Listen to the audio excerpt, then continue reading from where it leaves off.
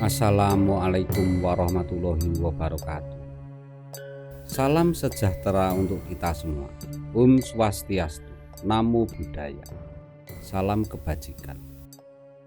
Semoga para pemirsa yang berada di kota dan di desa selalu mendapatkan keselamatan, ketentraman dan rezeki yang melimpah ruah. Jumpa kembali dengan channel Kalempati. Kali ini channel Kalempati membahas tentang keris. Keris adalah bagian dari salah satu kelengkapan pria sejati untuk suku Tanah Jawa pada zaman dahulu. Ada 5 hal yang pokok yang perlu diketahui. Apa saja yang dijadikan kelengkapan pria sejati suku Tanah Jawa waktu itu? Kelima hal tadi diantaranya Kulkilo, Curigo, Turonggo, Garwo, dan Wismo. Kulkilo arti dalam bahasa Indonesia itu burung, dalam bahasa Jawa yang lain yaitu manuk. Sedangkan curigo itu duwung, dan dalam bahasa Indonesianya keris. Turonggo itu nama lainnya jaran, dalam bahasa Indonesia yang dinamakan kuda.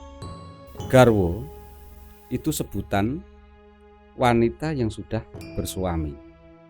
Dan Wismo itu rumah atau tempat tinggal.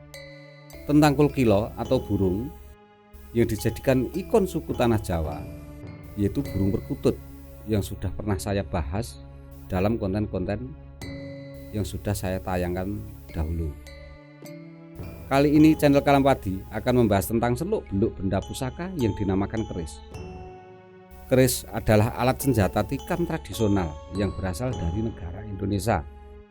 Selain di Indonesia, budaya keris juga tersebar di negara Malaysia, Brunei Darussalam, Kamboja, Thailand, dan Filipina.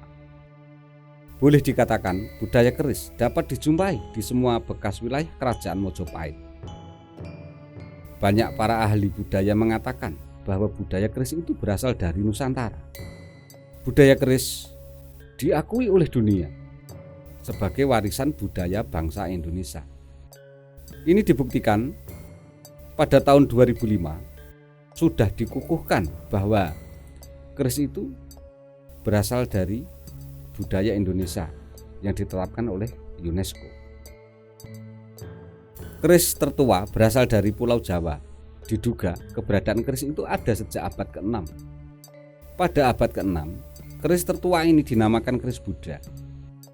Meskipun keris itu senjata tradisional jenis senjata tikam, keris di sini bukan semata-mata dibuat untuk membunuh.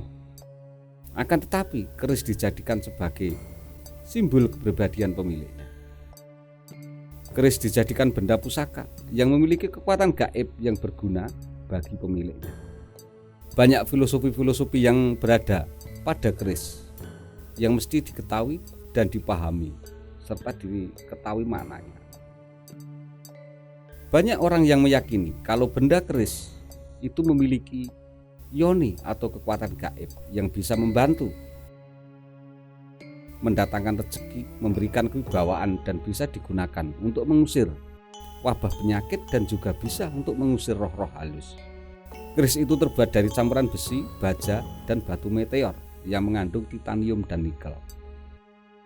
Keris, cara pembuatannya dengan teknik tempa dan dipadukan dengan seni pahat dan ukir, seni tempel, dan seni pralambang atau simbol. Senjata keris dibuat dengan ritual-ritual yang khusus.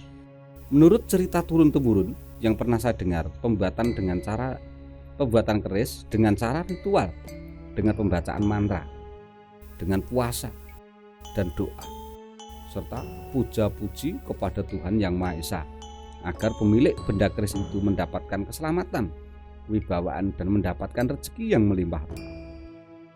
Keris adalah asli budaya bangsa Indonesia.